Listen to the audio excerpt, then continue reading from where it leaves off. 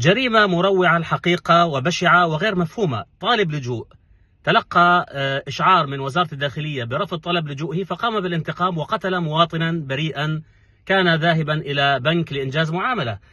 وبحسب ديلي تلغراف، السجن مدى الحياة لمهاجر صومالي أقدم على طعن عميل بنك في ديربي بعد رفضه طلب لجوئه. المحكمة قضت بالسجن مدى الحياة.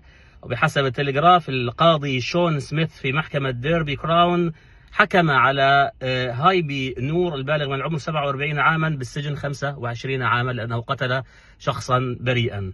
القاضي قال أنها كان الأمر أشبه بفيلم، وأن هذا اللاجئ الذي رفض طلبه بدأ يهدد بقتل مدنيين، وقام بالفعل بقتل مواطن كان في طريقه إلى بنك ليودز، قتله حتى الموت في نوبة غضب. طبعا كاميرا المراقبة في داخل البنك أظهرت تسجيل وأظهرت لحظة القتل، وهي لحظة بشعة.